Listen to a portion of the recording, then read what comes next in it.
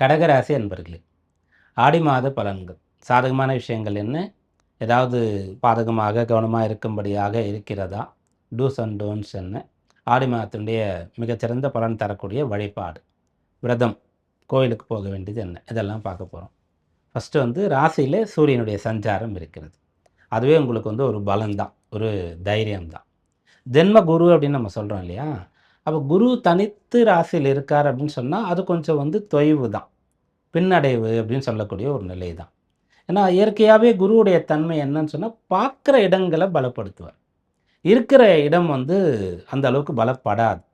இல்லைன்னா நம்ம அதை லாஜிக்காக பார்க்கும்போது இங்கேருந்து இருக்கிற இடத்துலேருந்து எடுத்து பார்க்குற இடத்துக்கு கொடுத்துடுறார் அப்படின்னு சொல்லலாம். அப்போ குரு தனித்து இருக்கும்போது கொஞ்சம் பலம் கம்மி. ஆனால் அது எல்லாருக்கும் ஒரே மாதிரி இருக்காது.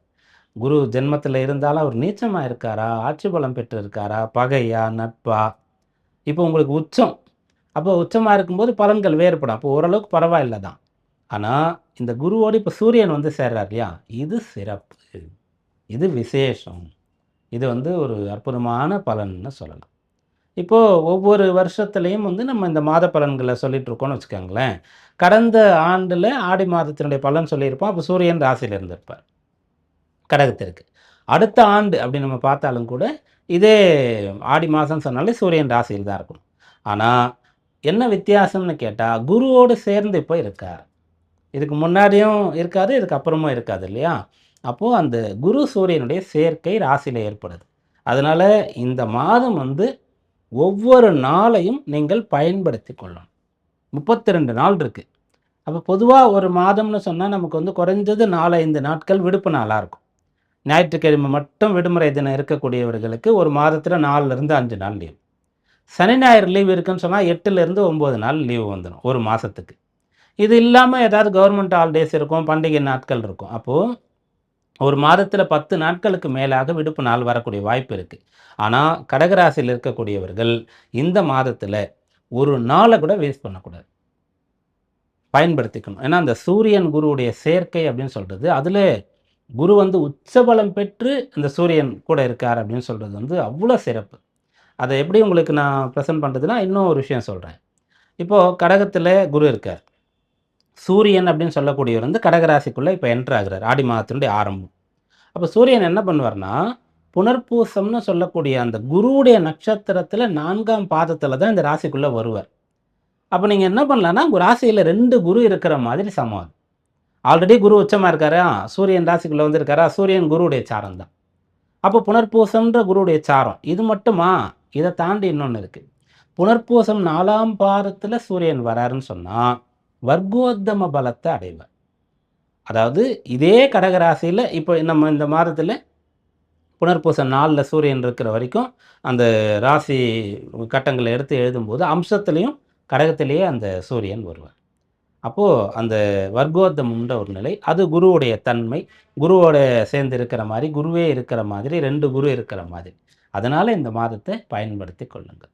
படிக்கிற பிள்ளைகள் முடிந்த அளவிற்கு உங்களுடைய விளையாட்டு நேரத்தை கொஞ்சம் குறைத்து கொள்ளுங்கள். விளையாட்டும் வேணும் தான். அப்போ தான் நமக்கு ஆரோக்கியம் கிடைக்கும். நல்ல விளையாடுறோன்னா தான் உடல் பலம் இருக்கும். உடற்பயிற்சியாக அது நமக்கு இருக்கும். இன்னும் கேட்டால் புத்துணர்ச்சியை கொடுக்கும். விளையாடும்போது நம்ம எந்த ஒரு விளையாட்டு விளையாடினாலும் அது நமக்கு ஒரு புத்துணர்ச்சியை கொடுக்கும். ஒரு ரிலாக்ஸேஷனை கொடுக்கும். அதிலிருந்து நம்ம ஒரு கெயின் எடுத்துக்கிட்டு ரீசார்ஜ் பண்ணுற மாதிரி எடுத்துகிட்டு அப்புறம் நம்ம ரொட்டீன் ஒர்க்குக்கு வரலாம். அதனால் விளையாட்டு தப்பு கிடையாது. கண்டிப்பாக விளையாடணும். ஆனால் அந்த விளையாட்டு வெளியில் அவுட்டோர் கேமாக இருக்கணும். இன்டோர் கேம்னா மூளையை வளர்த்து கொள்ளக்கூடிய ஒரு விளையாட்டாக இருக்கணும். அப்படிப்பட்ட ஒரு விளையாட்டு செய்யலாம். ஆனால் அந்த நேரத்தை குறைத்து கொள்ளுங்க. நிறைய படிங்க. மேலும் எதிர்காலத்தில் நான் என்னவா ஆகணுன்றதை யோசித்து அதுக்காக படிங்க. இது படிக்கிற பிள்ளைகளுக்கு. அப்புறம் உயர்கல்வி அப்படின்னு சொல்லும்போது, இவங்க எங்கெல்லாம் படிக்கிறதுக்கு வாய்ப்பு கிடைக்கிறதோ, அந்த இடத்துக்கெல்லாம் போய் படிக்கிறதுக்கு தயாராக இருங்க. வேலை பார்க்குறவங்க ப்ரமோஷனை நோக்கி நீங்க படிக்கிறது, அந்த ஒரு எக்ஸாம் எழுதினா ப்ரமோஷன் கிடைக்குன்ற அந்த மாதிரியான தேர்வுகள்லாம் எழுதுறது, இதை செய்யுங்க. அப்புறம் அரசு துறைகளுக்காக, போட்டித் தேர்வுகளுக்காக தயாராகக்கூடியவர்களுக்கு ரொம்ப சிறந்த பலன் கிடைக்கும். புதுசா இதுக்காக நிறைய பேர் இப்போ இந்த மாதத்துல ட்ரை பண்ணுவீங்க. இல்ல இப்படி சொல்லலாம். இந்த மாதத்துல அரசு பணிக்கான தேர்வு எழுதுறாங்க இல்லையா? அதுல இந்த கடகராசியில் இருக்கக்கூடியவங்க நிறைய பேர் இருப்பீங்க அப்படின்ற மாரி சொல்லலாம். இதெல்லாம் ஆய்வாக நம்ம எடுத்து பார்க்கும்போது, இந்த ஜோதிட சாஸ்திரம் எந்த அளவிற்கு நமக்கு வந்து சொல்லப்பட்டிருக்கிறதுன்றது புரியும். அப்போ இந்த விஷயம் நல்லாயிருக்கு. அப்புறம் அரசு பணியில இருக்கக்கூடியவர்கள் அங்கே வந்து இப்போ தான் எடுத்திருக்காங்க, கொஞ்ச நாளுக்கு அப்புறம் தான் பர்மனன்ட் பண்ணுவாங்க அப்படின்ற மாரி அந்த விஷயங்களுக்கு இப்போது முயற்சி பண்ணலாம். ப்ரமோஷனுக்காக முயற்சி பண்ணலாம். இதெல்லாம் சாதகமாக இருக்குது. அரசியலில் இருக்கக்கூடியவங்க வந்து அடுத்த நிலைக்கு போகிறதுக்கான முயற்சிகளை தாராளமாக செய்யலாம். விளையாட்டில், கலைத்துறையில் இருக்கக்கூடியவர்கள் நல்ல வாய்ப்பு கிடைக்கும். அதை விட்டுறாதீங்க. அதை பிடிச்சிட்டிங்கன்னு சொன்னால் உங்களுக்கு வந்து அது பெரிய ஒரு பலனை கொடுக்கும். ஒரு ஒரு வருஷத்தில் நீங்கள் அடைய வேண்டிய உயரத்தை ஒரு மாதத்தில் அடைஞ்சிருவீங்க அப்படின்ற மாதிரி சொல்லலாம். அப்போ இந்த விஷயங்கள் சாதகமாக இருக்கிறது. அப்புறம் நிறைய கோயில் குளங்களுக்கு போகக்கூடிய ஒரு எண்ணமானது வரும். நிறைய நல்ல பழக்கங்களை கொண்டு வரணும் அப்படின்ற ஈடுபாடு இருக்கும். தீய பழக்கம் இருந்தால் கூட நாட்டம் அதிகமாக இருக்காது. அதை விட்டுடணும், அதை கம்மி பண்ணணும் அப்படின்ற எண்ணங்கள் வந்துடும். பொதுவா வந்து சமுதாயத்தில நம்ம நல்ல ஒரு அங்கீகாரம் பெறணும்.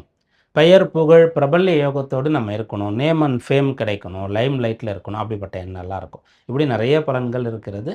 இத அனுமதிக்கிற மாதிரி செவ்வாய் 11ல இருக்கார். ரொம்ப சிறப்பு. 12ல வரும்போது பாடுபட்டு உழைத்தா பலன் கிடைக்கும். புதன் 12 ராசியில இருக்கார். அதனால வந்து நிறைய டைம் ஸ்பெண்ட் பண்ணி ஒரு விஷயத்த ரிசர்ச் பண்ணி பண்ணீங்கன்னா, அது ஒர்க் அவுட் ஆகும். சுக்கிரன் 2, 3ஆம் இடத்துல இருக்கிறதுனால பேச்சில கவனமா இருங்க. அந்த சுக்கிரன் தான் 10ஆம் அதிபதியாக அந்த சுக்கிரன் தான் உங்களுக்கு வந்து 11ஆம் இடத்திற்கு அதிபதியாக வருவார். 4, 11ஆம் இடங்களுக்கு அதிபதியா சுக்கிரன் வருவார் கடகத்திற்கு. அப்போ அந்த 11ஆம் இடம்னு சொன்னா, அதிகமான ஆசை வந்து நம்ம படிக்கணும், நல்ல வேலை கிடைக்கணும் அதில இருக்கலாம். பொருள் பற்று கொஞ்சம் இருக்கக்கூடாது. 4ஆம் இடத்துக்கு அதிபதியா இருக்கிறதுனால நீங்க அந்த பழக்கவழக்கங்கள் சொன்னேன் இல்லையா? கெட்ட விஷயங்கள்ல ஈடுபாடு குறைஞ்சிரும். அது நல்லது. இந்த மாதத்தில உங்களுக்கான வழிபாடு என்ன அப்படின்னு பார்க்கும்போது, ஆடி மாதத்தில வரக்கூடிய செவ்வாய்க்கிழமை நாட்கள பயன்படுத்திக் கொள்ளுங்க. ஏன்னா, அந்த செவ்வாய் தான் உங்க ராசிக்கு மிகச்சிறந்த யோகாதிபதி. 5, 10ஆம் இடத்திற்கு அதிபதி. 11ஆம் இடத்துல மாதம் தொடங்கும்போது இருக்கார். ரொம்ப நல்லது. அப்புறம் 12ஆம் இடத்திற்கு வரார். அதனால ஆடி செவ்வாய்க்கிழமை நாட்கள்ல வழிபாடு, விரதம் போன்ற விஷயங்கள கடைபிடித்து அம்பாள், முருகப்பெருமான் அப்படின்ற வழிபாடு செய்யறது சிறந்த பலனை தரும்.